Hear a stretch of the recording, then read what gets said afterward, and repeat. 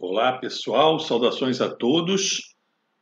Quem, quem está vindo esse canal pela primeira vez, eu me apresento. Sou o professor Vieira e o propósito deste canal é colaborar com a educação e o ensino profissional de todos aqueles que tiveram a topografia no currículo de seus cursos profissionalizantes.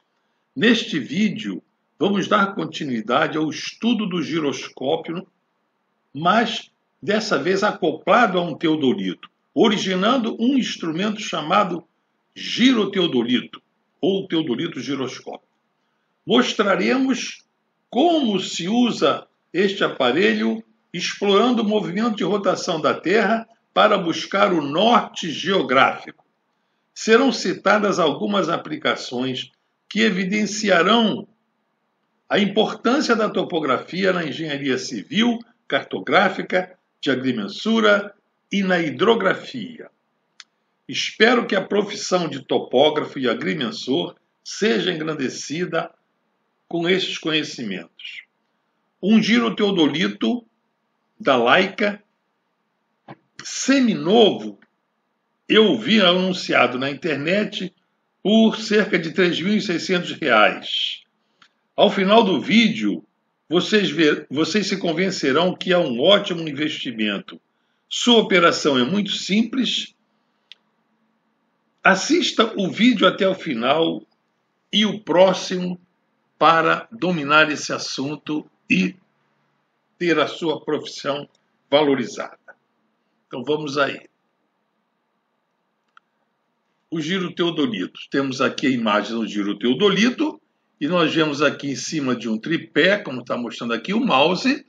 Está aqui o teodolito, pode ser um T16, um view de T16 ou um view de T2, né? Teodolito dependendo da precisão que se quer determinar o meridiano, né? Esse segundo T2 quando quer ficar aí na casa dos segundos.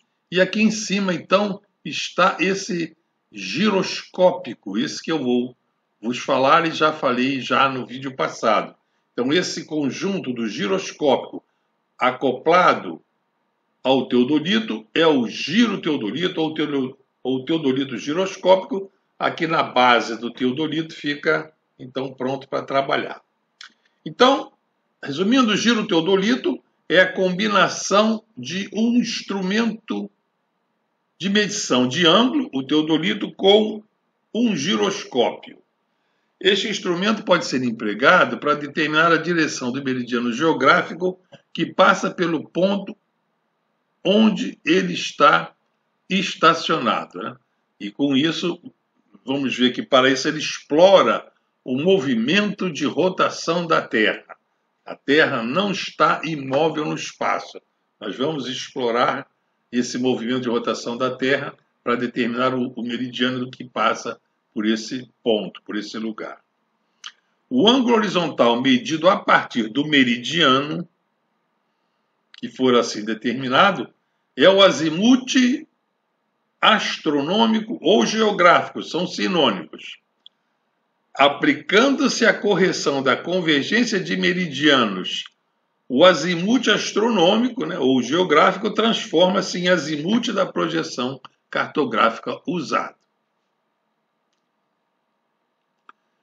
Descrição do giroteodolito da Wilde GAK1. Resumidamente, esse giroteodolito da Wilde, o GAK1, é um rotor que gira com a velocidade de 22.000 revoluções por minuto. E esse motor é suspenso por um fio.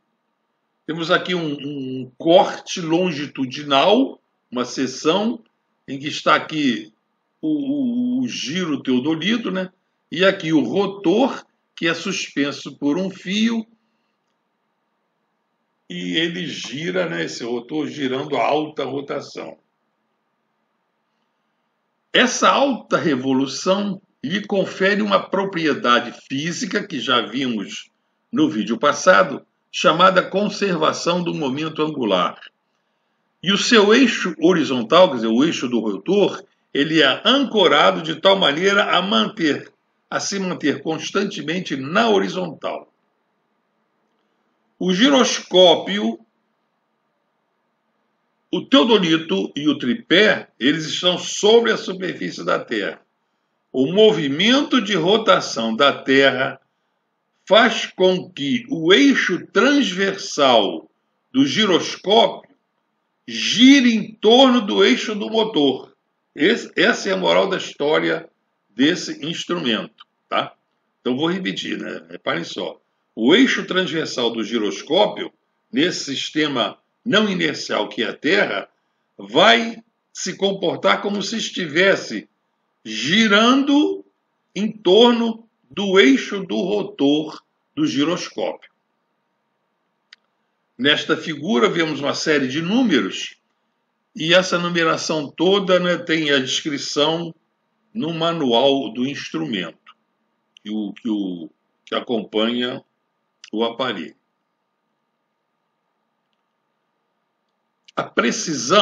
Sobre a precisão, ele fornece uma orientação com uma incerteza de mais ou menos 10 segundos de arco em aproximadamente 25 minutos de operação, em quase todas as condições, por exemplo, à noite, no subsolo, no interior de florestas. Ele não é afetado pelo campo magnético da Terra.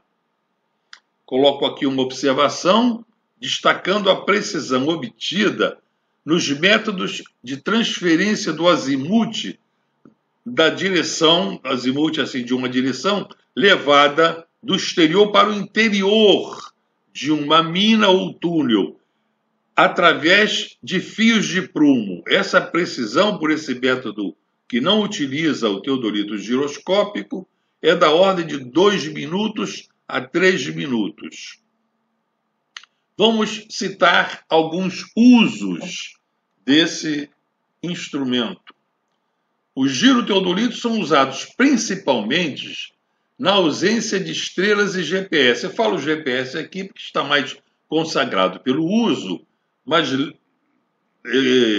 na ausência de qualquer outras constelações de satélites, né? Pode ser a dos satélites russos, os europeus, os chineses, os indianos, né? Ele é utilizado para isso, para fornecer, né, e para fornecer o norte geográfico. Então, os usos são os seguintes: em levantamentos no exterior de florestas densas. O segundo uso é em levantamentos no plano topográfico local, quando se tem apenas um vértice da rede de primeira ordem ou da Rede Brasileira de Monitoramento Contínuo, RBMC, do IBGE. Eu digo aqui isso quando se quer determinar esse norte com o máximo de precisão, mas se não for uma precisão muito elevada, pode ser usar um vértice com um ponto de precisão menor do que esses que eu estou aqui exemplificando. E 3, pode ser usado na implantação ou no controle da direção projetada de túneis e galerias. Só para citar 2 exemplos, eu cito que ele foi usado na construção do túnel sob o Canal da Mancha, com mais de 50 quilômetros de comprimento, quer dizer, sob o mar, né, que liga a França à Inglaterra, e na implantação da Estação Brasileira da Antártica, Comandante Ferraz. Como giroteodolito, não é preciso usar poço. Vou já deixar isso bem claro com uma figurinha. Então, no processo clássico de transporte de direção do exterior para o interior de um túnel, coloca essa figurinha aqui, em que aqui é uma épora, que estando aqui o plano vertical, e nessa parte inferior aqui o plano horizontal, e nesse plano vertical vemos aqui o corte de um terreno, né, com o poço, aqui está o poço, e aqui embaixo nós temos o túnel, e essa figura ABCD representa uma rede geodésica ou externa, né, pontos conhecidos no exterior, e esse P1 e P2 são pontos assim utilizados, representam roldanas e pontos em que materializam fios de prumo, e esses fios de prumo, então, vão trazer esses pontos, esses dois pontos aqui para o fundo do túnel, né, aqui para baixo, e aqui no túnel vão se materializar dois pontos no teto do túnel, cravados no seu teto, né? O fio de prumo, aqui o ponto Q e aqui o ponto L. Então, aqui no plano horizontal, nós vemos aquela figura ABCD, representando aqui essa rede geodésica, né? E aqui, em vista de cima, né, no plano horizontal, temos aqui aquela estrutura que mostra aqui os pontos P1 e P2, dos quais os fios de prumo partem daqui lá para o interior. Então, dessa figura geodésica, são irradiadas as coordenadas para esses pontos P1 e P2, que serão, então, usadas lá no fundo do túnel, através desses pesos que estão aqui, desses fios, né? E aqui, elas depois, lá no fundo do túnel, essas coordenadas serão transportadas para esses pontos P e Q. Esses fios de prumo, esse poço tem assim, às vezes tem uma profundidade considerável, e sobre eles, né, ele é afetado também pelo movimento de rotação da Terra. Nessa operação, toda a parte de construção do túnel, movimento de máquinas, isso tudo é suspenso, e para que não fiquem assim interferências nessa operação de transportar esse azimuth cá para o túnel, e para atenuar esse efeito desse movimento da massa, aqui como se fizesse um movimento de um pêndulo, né? Seria como se fosse um pêndulo de Foucault. Esse recipiente é cheio de óleo e o peso é imerso no óleo para que esse movimento, o movimento de rotação da Terra, né, o movimento do túnel, ainda por algum efeito de alguma corrente de ar, ele seja minimizado. Então, esse é o processo muito usado, que normalmente se usa para transportar o azimuth do controle topográfico exterior para o interior do túnel. Então, a consequência do erro de azimuth de partida nos dois emboques, devido a erros nessa operação de transportar o azimuth lá para o interior do túnel, né? Reparem que aqui fica um erro, né? Quanto mais próximos esses dois pontos P1 e P2 estiverem, maior amplitude terá o erro na determinação do azimuth a partir desses dois pontos P1 e P2. Então, a consequência desse erro é que a partida nessa frente de trabalho 1 e analogamente tendo-se um outro poço ou fazendo-se a partida desse ponto do emboque 2, né? Pode ser um emboque ou podem ser poços, esses poços para orientar, para levar a orientação da rede exterior para lá. Então, esse erro faz com que os túneis tenham uma orientação fora da que foi projetada e a escavação sendo relativamente longa, né, em virtude da amplitude desse erro de orientação, as frentes dos túneis podem não se encontrar, essas duas frentes de trabalho. Então, isso é uma das desvantagens dessas utilizando os poços para essa finalidade. E, no caso aqui, eu boto aqui um exemplo que foi usado assim, para transportar, que é usado para transportar o azimuth para o interior de um túnel, usado assim na construção de metrôs. Isso aqui é no caso, a estação de Pinheiros, lá em São Paulo. Então, aqui já é uma situação mais favorável do que, às vezes, acho que se tem normalmente em túneis, que é em montanhas, em lugares assim mais difíceis de escavar. Aqui, assim, na cidades, né, ao longo de ruas, avenidas, então pode-se fazer um poço assim bem maior, que seria esse poço aqui com cerca de 40 metros de largura, foi o que foi usado, né? E o transporte do azimuth é levado assim para o interior desse poço, na cota em que o metrô, em que a plataforma lá do túnel foi projetada. Então aqui o giro teodolito estacionado aqui, ele vai permitir que se determine um meridiano e que se coloque a orientação, o azimuth da direção de uma escavação, de uma frente de trabalho para um lado, de outra frente de trabalho, de outra linha do metrô para outro lado. Então, com o teodolito giroscópico, a precisão fica maior e não é assim sujeita àqueles erros como falamos anteriormente. Espero que tenha ficado claro com esse exemplo e como o trabalho de topografia é simplificado com esse uso do giroscópio.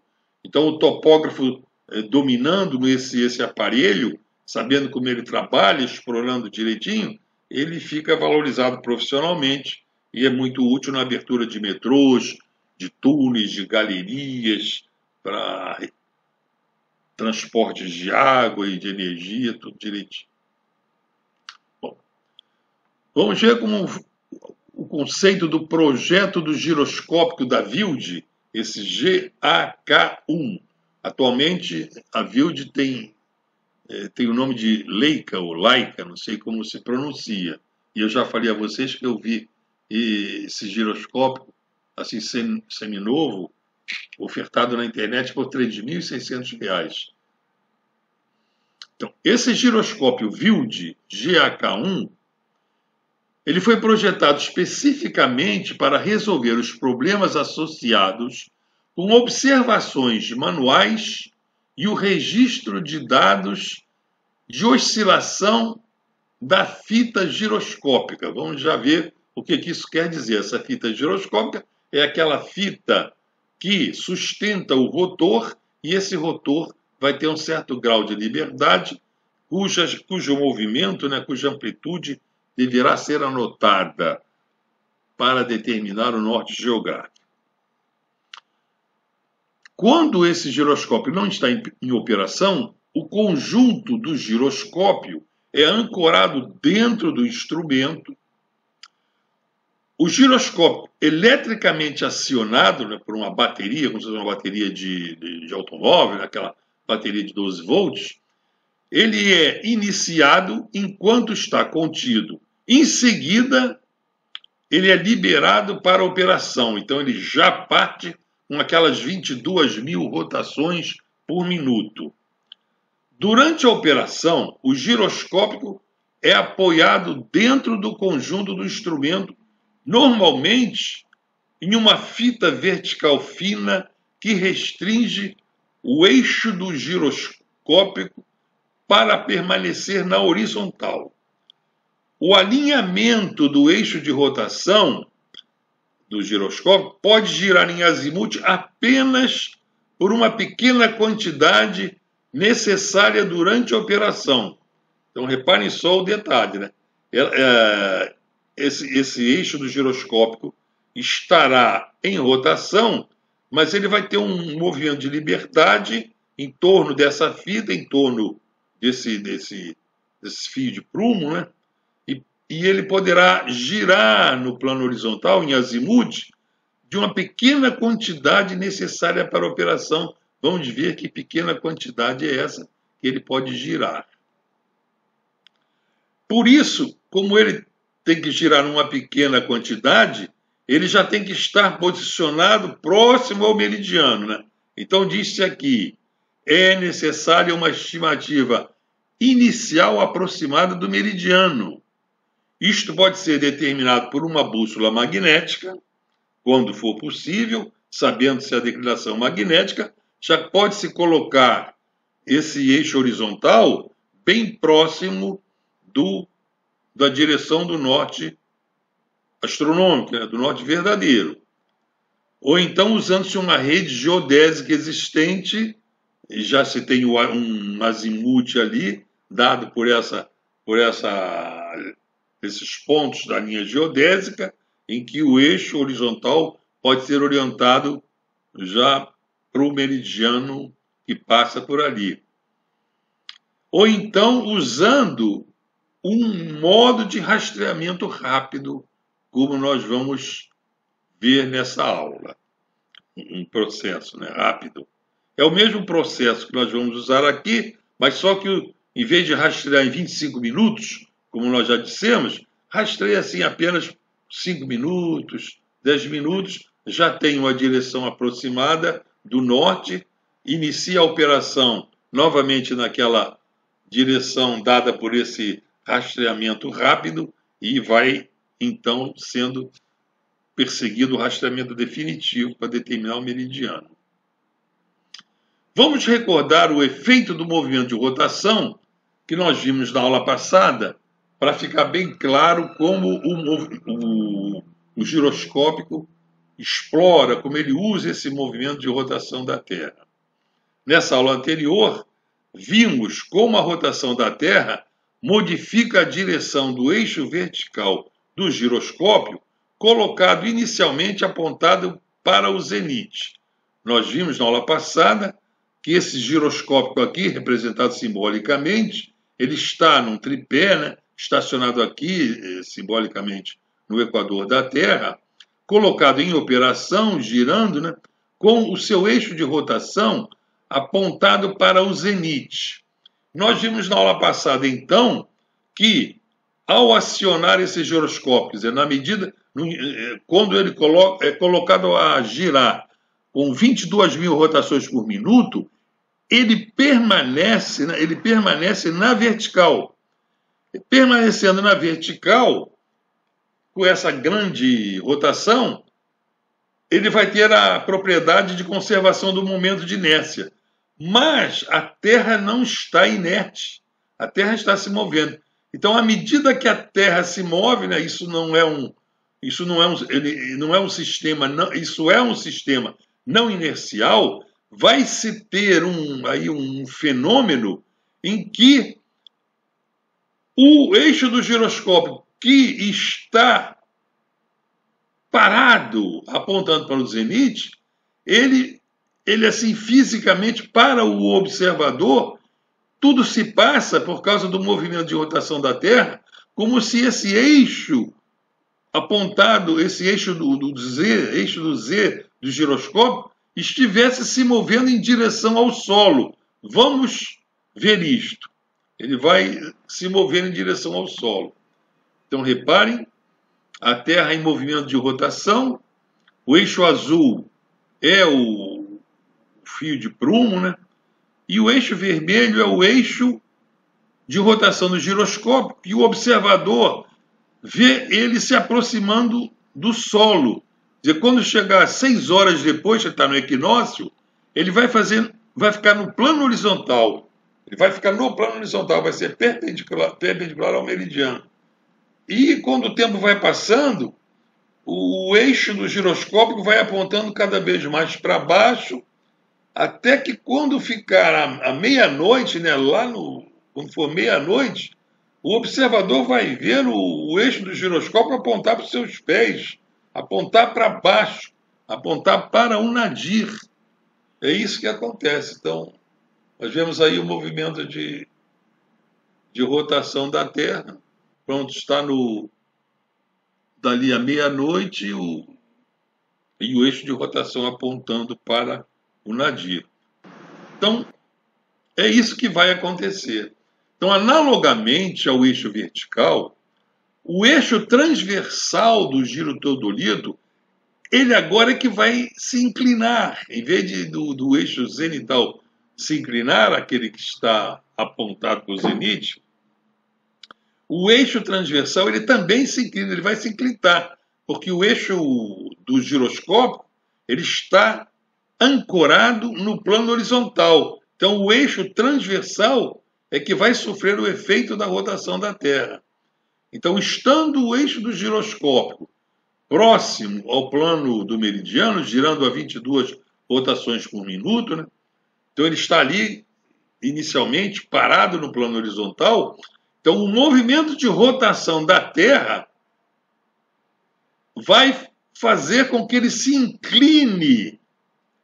Esse eixo transversal, esse eixo leste-oeste, vai fazer com que ele se incline. Ele vai descer, ele vai se inclinar. Nós temos aqui os 3 eixos. Esse amarelo é o eixo principal. O eixo vermelho é o eixo do rotor. Está aqui, quando gira em 22.000 rotações por minuto, ele adquire a propriedade de pega esse grande momento angular, né? E ele então não se move, né? O eixo norte-sul, o eixo por essa grande rotação. Aqui está o sentido de rotação no eixo. Agora, esse eixo azul, que é o eixo leste-oeste, à medida que a Terra rotaciona, ele vai ser torcido, ele vai rotacionar.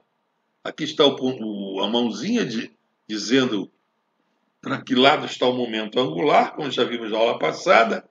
E aqui, a torção, esse eixo norte-sul, né? A torção no eixo norte-sul, pela rotação da Terra, vai gerar uma reação, um torque em sentido contrário, que move o eixo do giroscópio no sentido do plano do meridiano.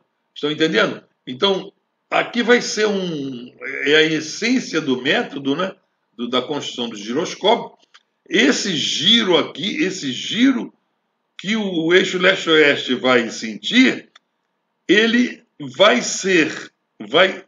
ter aqui vou mostrar a vocês um triângulo de forças, vai se provocar aqui uma força resistente, de modo que esse eixo de rotação vai formar um torque em sentido contrário e vai mover o eixo do giroscópio na direção do plano do meridiano.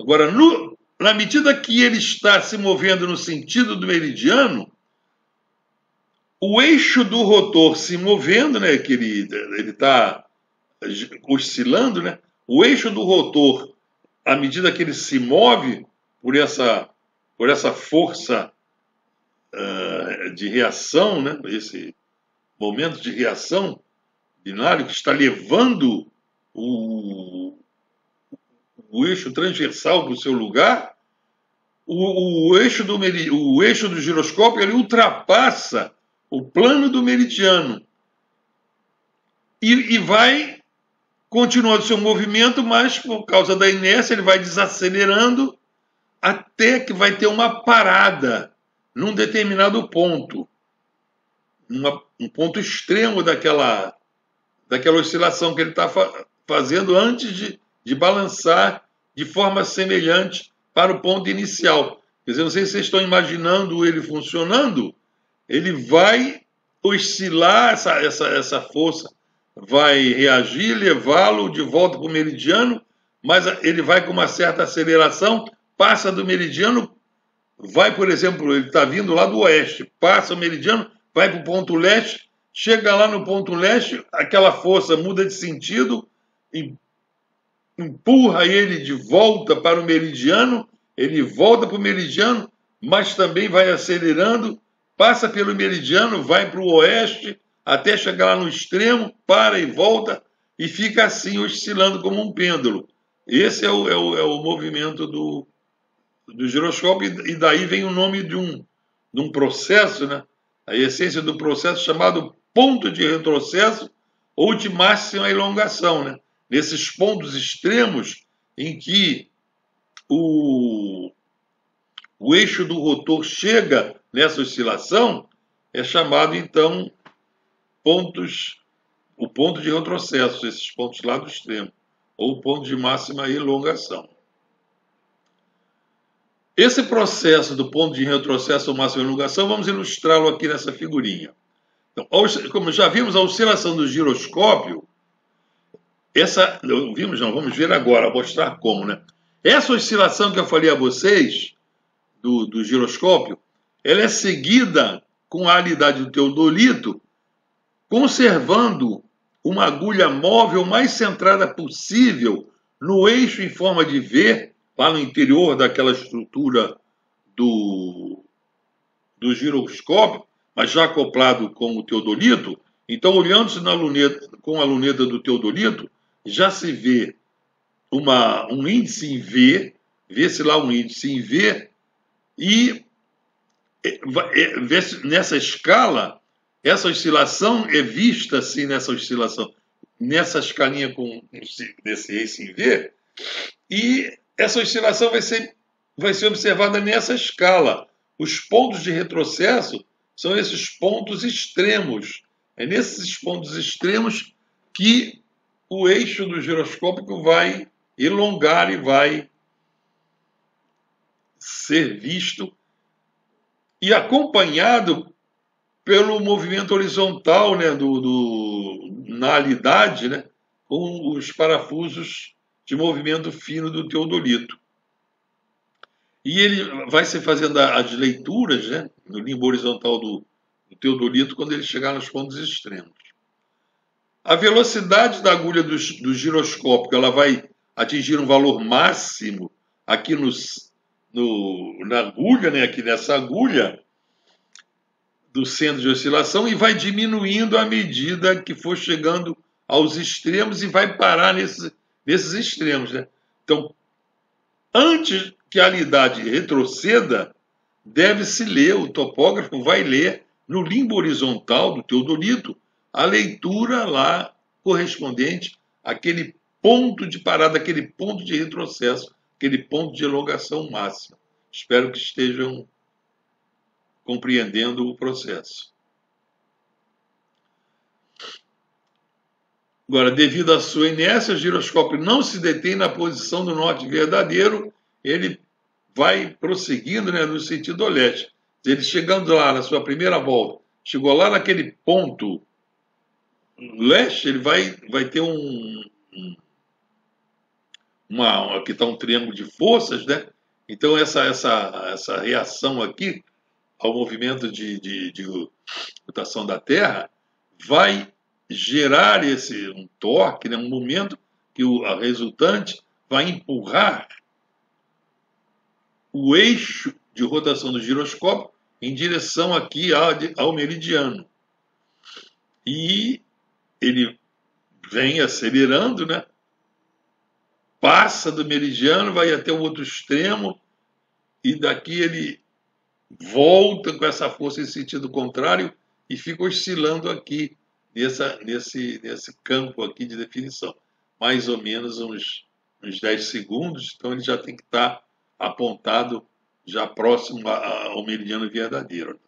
Então, nessa imagem, nós estamos mostrando aqui as forças que operam que estão presentes aqui no giroscópio, nesse movimento. Nós temos aqui o momento de inércia do giroscópio. Esse R é a força resultante aqui do torque que reage ao movimento de rotação da Terra. Temos aqui a componente da velocidade angular da Terra, φ, a latitude em que o giroscópio está estacionado. Tá, esse aqui, a velocidade angular em torno do meridiano. E aqui a velocidade angular do giroscópio, aquela 22.000 rotações por minuto. Aqui a velocidade de rotação da Terra. A Terra dá uma volta em 24 horas, né? Transformada em segundos, transformada em radianos e multiplicada pelo cosseno da latitude, temos essa velocidade angular da Terra girando, né? E essa força resultante, né, resultante lá do produto vetorial, como vimos na aula passada, o módulo dela é dado então por essa expressão. Esse produto do momento de inércia pelas velocidades angulares, pelo cosseno da latitude, pelo seno de A. Esse A é o ângulo que o eixo de rotação forma com o meridiano, quer dizer, é o azimute aqui do eixo de rotação. É o desvio do eixo do giroscópio em relação ao meridiano. Então já está descrito aqui tudo que está escrito lá naquela figura, né? Então, quando o eixo de giro está sobre o plano do meridiano, quando o eixo de giro está sobre o plano do meridiano, o azimute é zero, então não vai ter essa força de resultante, mas ele continua avançando por causa da inércia, propriedade da inércia.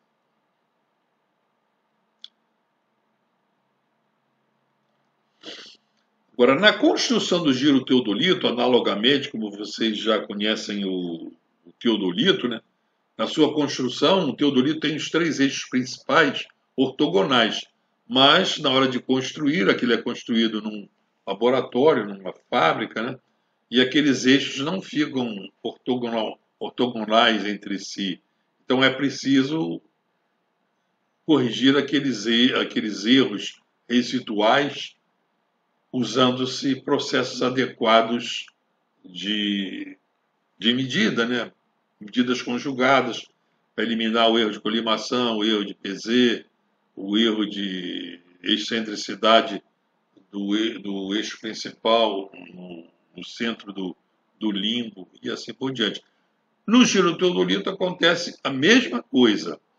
Os 3 eixos principais, aquele eixo amarelo, o eixo do zenite, o eixo do rotor, aquele eixo transversal, caso leste-oeste, se o eixo do rotor for norte-sul, eles não são ortogonais entre si, na prática. E outro problema na construção. O centro, como é acoplado, como o giroscópio é acoplado a um teodolito, então o centro do sistema óptico do teodolito ele não coincide com o centro de massa do giroscópio. Então isso também é um problema que tem que ser levado em consideração. E por último, o plano vertical que contém o eixo do giroscópio não coincide com o plano vertical do eixo óptico do teodolito, né? Então isso daí é um fato e nós temos que conviver com isso.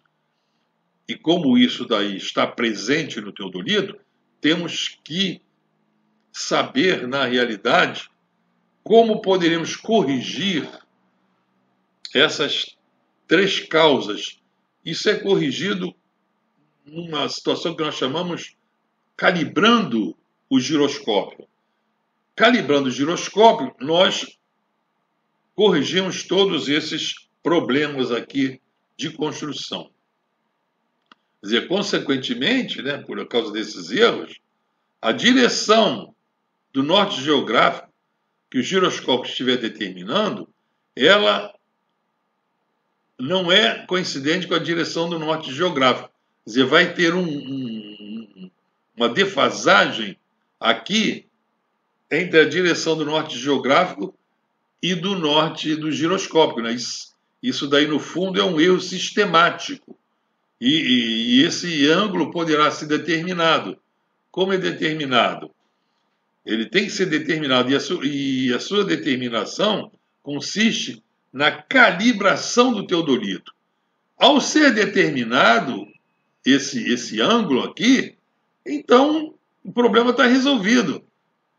Fazendo-se aquela uma poligonal ou orientando-se o eixo de projeto de um túnel, é só medir o azimute lá do giroscópio, introduzir essa calibração, esse ângulo é, e já vamos ter a direção referida ao norte geográfico. Entenderam? Então isso é muito simples fazer essa calibração. Nós vamos ver na próxima aula. É uma providência a ser tomada no início dos serviços topográficos. Determina-se logo essa calibração e esse ângulo vai ser usado para todos os ângulos medidos com o giroscópio. Bom, terminamos aqui nossa aula, senhores. Obrigado por terem assistido essa aula. Não percam a calibração e Na próxima aula vamos calibrar e determinar a direção correta, né, do meridiano, sabendo já a calibração. Vamos determiná-la, ver como é que se determina essa direção. Inscrevam-se, compartilhem, deixem aí seus comentários, que isso me guia, me incentiva. E até a vista, pessoal!